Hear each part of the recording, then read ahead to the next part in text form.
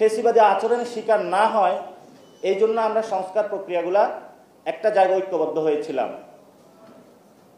কিন্তু সেই সংস্কার প্রক্রিয়া থেকে একটি দল বেরিয়ে গেছে। বেরিয়ে গিয়ে তারা বক্তব্য দিল যে জুলাই সনদ জনগণ বুঝে না, গণভোট জনগণ বুঝে না। তো যদি জনগণ যদি না বুঝে, স্কুল কলেজের বাচ্চারা যদি সংস্কার না বুঝে, তাহলে পুরো ঢাকা থেকে পুরো বাংলাদেশের যে দেওয়ালগুলো রয়েছিল, এই দেওয়ালগুলো আঁকলো কারা?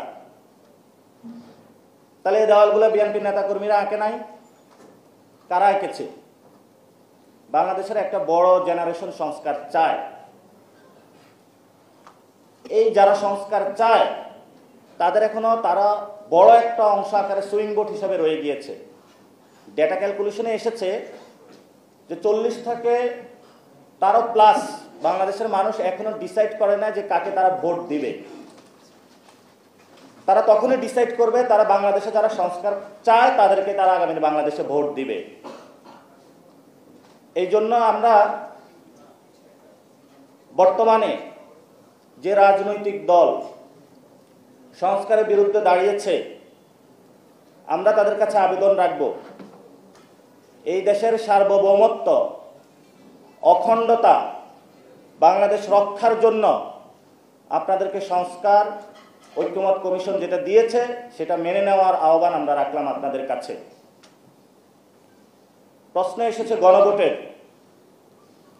সংস্কারের পক্ষে জনগণ ভোট দিতে চায়, কিন্তু আপনি যদি জনগণকে তার ভোটাধিকার থেকে বিরত রাখতে চান, তাহলে আপনার মুখে আর গণতন্ত্র শব্দ মানায় না। এই জন্য আপনি যখন গণতন্ত্র বলবেন, অবশ্যই জনগণ যেটা চায়, জনগণ ভোটাধিকার প্রয়োগ করতে চায়, সেটাতে অবশ্যই আপনার সম্মতি জ্ঞাপন করতে হবে। জিয়াউর রহমান জনগণের পালস ধরতে পেরেছিলেন, এই জন্য হ্যাঁ ভোটের মাধ্যমে বিএনপির জন্ম হয়েছে। খালেদা জিয়া জনগণের পালস ধরতে পেরেছিলেন, এই জন্য বাংলাদেশে অন্যতম বড় দল হিসেবে বিএনপি আবিষ্কৃত হয়েছে।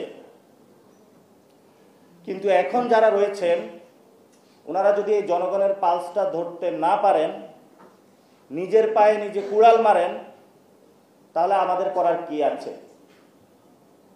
এই জন্য নিজেদের ইগো না দেখিয়ে, বাংলাদেশের মানুষের বিরুদ্ধে না দাঁড়িয়ে আমরা তাদেরকে আহ্বান জানাবো, আপনারা সংস্কারের পক্ষে আসুন।